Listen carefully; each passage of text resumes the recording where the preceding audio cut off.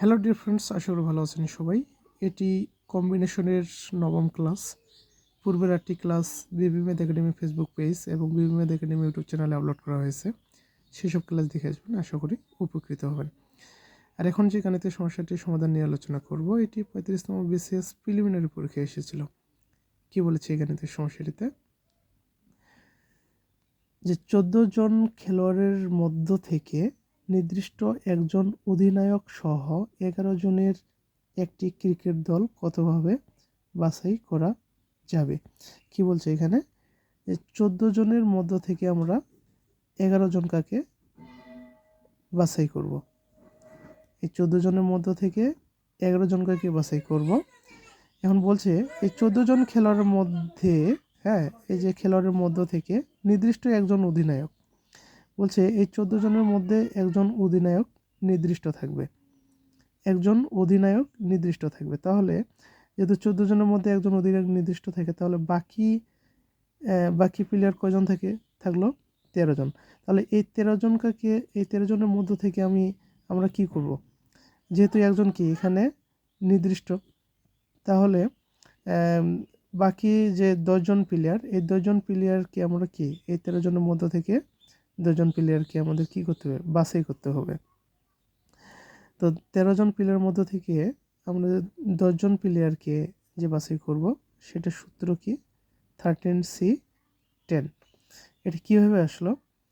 এটা 2 নম্বর ক্লাসে আমরা দেখেছিলাম যে n সংখ্যক বিভিন্ন জিনিস হতে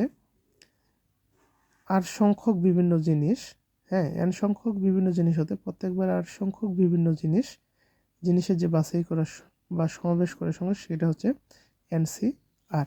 আর NCR সমান আমরা জানতাম উপরে এখানে কি রয়েছে? n, তো উপরে হবে n ফ্যাক্টোরিয়াল, এই যে c এর পা বরাবর রয়েছে r, নিচে হবে r factorial into n minus r factorial. এই সূত্রটির প্রমাণ আমরা পূর্বের ক্লাসে দেখেছিলাম, তাই পূর্বের ক্লাসগুলো দেখলে এই গাণিতিক সমস্যাগুলো সমাধান করতে আপনাদের সুবিধা হবে।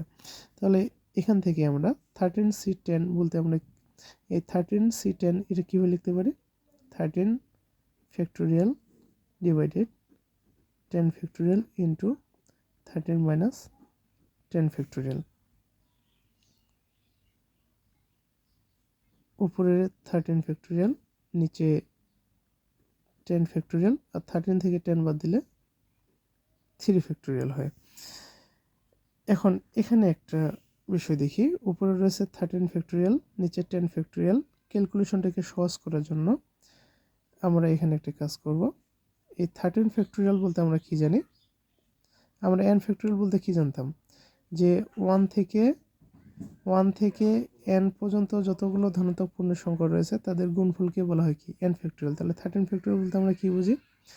যে 1 থেকে 13 পর্যন্ত যতগুলো ধনাত্মক পূর্ণ সংখ্যা রয়েছে তাদের গুণফলকে কি বলি আমরা? তাদের গুণফলটাই হচ্ছে 13 ফ্যাক্টোরিয়াল। কি আবার বলছি, 1 থেকে 13 পর্যন্ত যতগুলো ধনাত্মক পূর্ণ সংখ্যা রয়েছে তাদের গুণফলকে কি বলা হয়?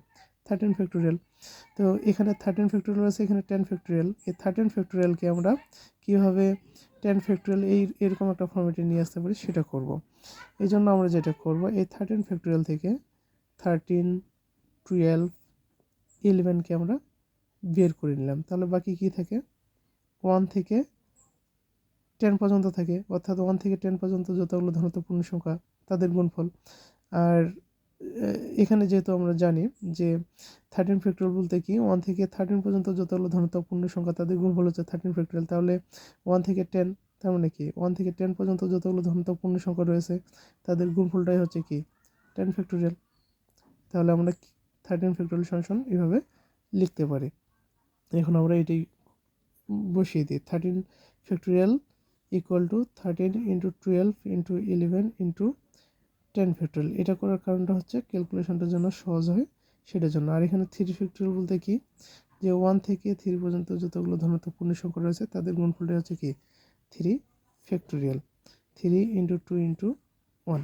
তাহলে 10 ফ্যাক্টোরিয়াল, উপরে 10 ফ্যাক্টোরিয়াল, নিচে 10 ফ্যাক্টোরিয়াল কেটে গেল। এখানে 12কে 3 দিয়ে যদি ভাগ করি তাহলে কি হয়? 4।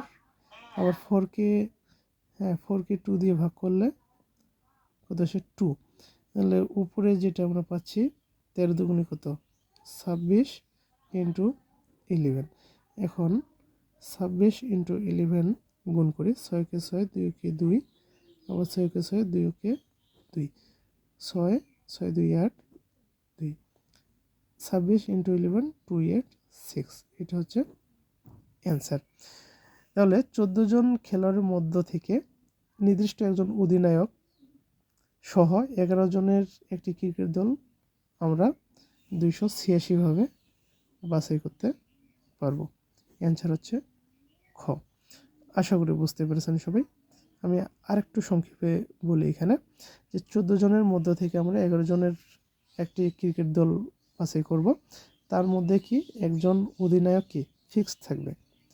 যেহেতু একজন অধিনায়ক ফিক্সড, তাহলে এখানে এই যে এখানে কি 14 জনের মধ্যে একজন বাদ দিলে 13 জন, আর 11 জনের মধ্যে একজন অধিনায়ক থাকে, তাহলে কি বাকি 10 জন। তাহলে এই বাকি 10 জনকে আমরা 13 জনের মধ্য থেকে কতভাবে বাছাই করতে পারবো, সেটা হবে সেই বাছাই সংখ্যাই হবে আমাদের কাঙ্ক্ষিত অ্যান্সার। তাহলে এই 13 জনের মধ্য থেকে 10 জনকে আমরা 286 ভাবে বাছাই করতে পারবো। তাহলে 286 হচ্ছে আমাদের কাঙ্ক্ষিত অ্যান্সার। আশা করি বুঝতে পেরেছেন। বুঝতে না পারলে কমেন্টে জানাবেন, আমি আবারও বুঝিয়ে দেওয়ার চেষ্টা করব।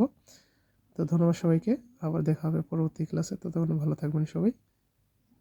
আর এই ভিডিওগুলো যদি ভালো লেগে থাকে তাহলে অবশ্যই বিবি ম্যাথ একাডেমি ফেসবুক পেজ এবং বিবি math academy YouTube channel subscribe করে দেবেন। ফেসবুকে বিবি ম্যাথ একাডেমি ফলো করে রাখবেন। ধন্যবাদ সবাইকে। অবশ্যই লাইক কমেন্ট শেয়ার করতে ভুলবেন না। ধন্যবাদ সবাইকে, আবার দেখা হবে।